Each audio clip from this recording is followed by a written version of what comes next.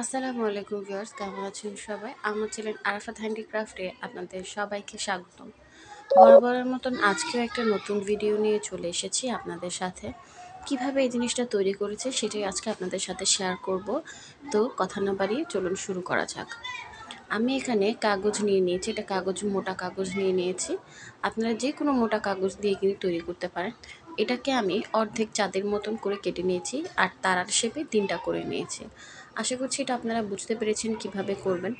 এরপর কিন্তু এখানে মিক্স করা কিছু কালারিং পুঁতি ছিল, যেগুলো কিনা আমি পুঁতির কাজের সময় মিক্স হয়ে গিয়েছিল, যেগুলো এখন একটা একটা করে আলাদা করে কাজ করা অসম্ভব। এর জন্য এগুলোকে দিয়েই একত্রে আমি একটা জিনিস তৈরি করতে চাচ্ছিলাম। তো দেখুন কি করছি। আর এখানে কিন্তু আমি আঠা নিয়ে নিয়েছিলাম। এখানে আপনারা যে কোনো ফেভিকলের আঠাও নিতে পারেন। নিয়ে আপনারা এইভাবে এই কাগজটার উপরে এভাবে একটা ব্রাশের মাধ্যমে মিক্স করে দিবেন।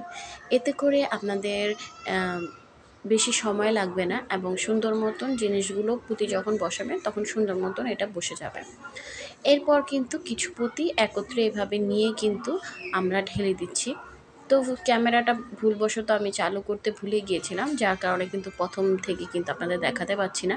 বাট এখন যেটা দেখবেন এখান থেকে কিন্তু আপনারা বুঝতে পারবেন, যেগুলো একটু বড় বড় ছিল সেগুলো কিন্তু আমি সরিয়ে রেখেছি, উঠিয়ে দিয়েছি। এবং এই ফাঁক ফোকর যে জায়গাগুলো সেগুলোতে কিন্তু আমি এই পুঁতিগুলো এই আঠার উপরে এভাবে বসিয়ে দিচ্ছি আর হাত দিয়ে চাপ দিয়ে দিচ্ছি। যে জায়গাগুলো একটু ফাঁক ফোকর ছিল সেগুলোতেও কিন্তু ছোট ছোট পুঁতি যেগুলো ছিল সেগুলো কিন্তু বসিয়ে দিচ্ছি।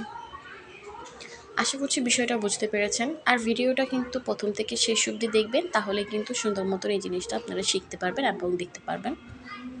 আর আমার চ্যানেলে যদি নতুন এসে থাকেন অবশ্যই আমার চ্যানেলটাকে সাবস্ক্রাইব করে দিবেন, পাশে থাকা বেল আইকনটি বাজিয়ে দিবেন নিত্য নতুন ভিডিও সবার আগে দেখার জন্য।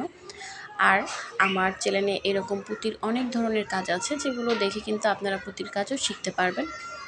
তো এখন কিন্তু আমি বাকি অংশগুলো তো কিন্তু করে নিয়েছি, আর এই পুঁতিগুলো কিন্তু দেখতে পাচ্ছেন কিভাবে ঢেলে নিচ্ছি। এভাবে ঢেলে নেওয়ার পর হাত দিয়ে যখন চাপ দিব তখন কিন্তু এইগুলো কিন্তু সুন্দর মতন আঠার মধ্যে লেগে লেগে যাবে।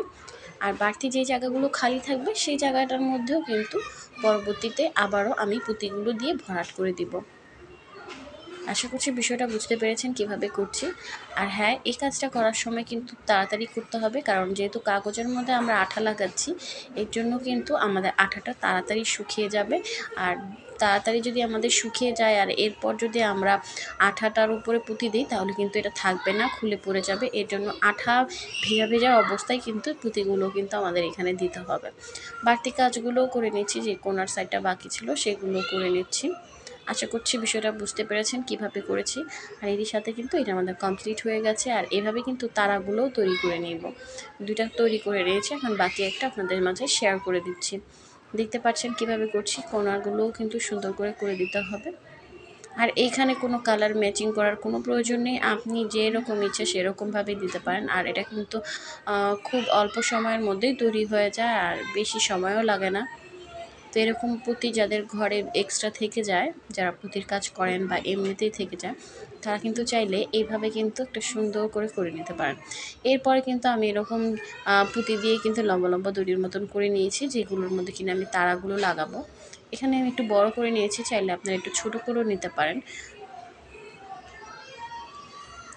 আর চেষ্টা করবেন এগুলো অনেকখানি দূরত্বে রাখার, কারণ আমি যখন বসিয়েছিলাম একটু তাড়াহুড়োর মতো করছিলাম, যার কারণে কিন্তু আমার একটু কাছাকাছি হয়ে গেছে।